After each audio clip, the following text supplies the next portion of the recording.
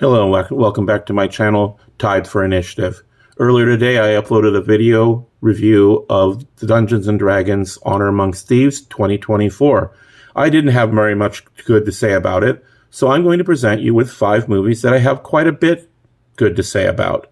The first is Dragon Slayer, which is the story of a young sorcerer's apprentice who travels across the land to destroy a dragon. What do I like about this? We have some pretty good action, some pretty good magic, some good characterization, a few plot twists, and the dragon is done with puppetry and is quite fearsome. Next up is Conan the Destroyer. Conan the Destroyer is him seeking to free a princess from bondage and defeat an evil queen who has summoned a demon. He also hopes to restore his bride, Valeria, to life in the part of the adventure. Why should you see this? Well, it features an actual D&D party with a couple of barbarians, a fighter, a princess, and a thief. Oh, and a wizard, too. You see a little bit of magic, a little bit of cunning, definitely some D&D elements, and some pretty cool monsters, and lots of good action. The next is The 13th Warrior. The 13th Warrior is a story of a bard who visits a foreign land and joins a group of Viking barbarians on a quest to free a village from the tyranny of cannibals. Along the way, you get to see some pretty good acting, some great characterization, lots of good heroism, good brotherhood. I would suggest this movie for the aspects of the contrast between the warrior way and the way of the bard.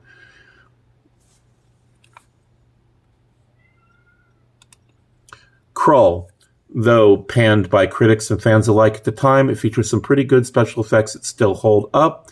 Some great characters. You have a king who leads a party of adventurers across the land through various contrivances to find a mountain that appears every day at sunrise and departs at sunset.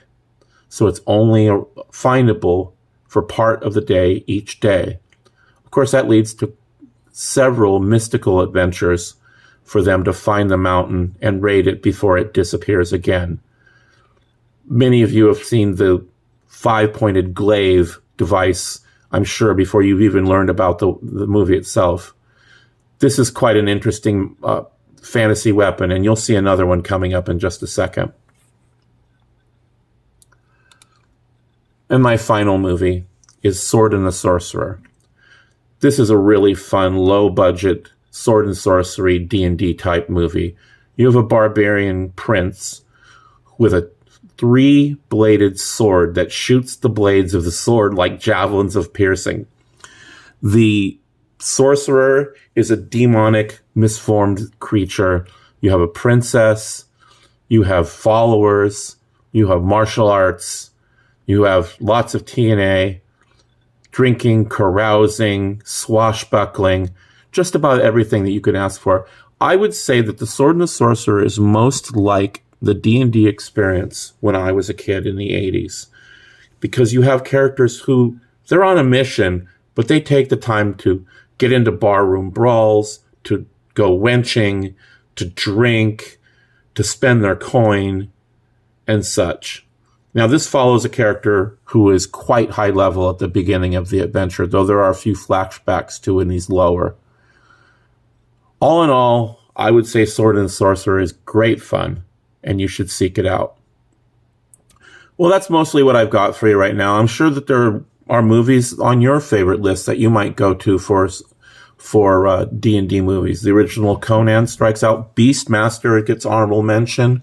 Excalibur, though it's a little highbrow for the average D&D player. Lord of the Rings, though I take Lord of the Rings off the list because it's kind of a no-brainer, and also it's a bit wordy for the sort of pulp fantasy that D&D was founded upon.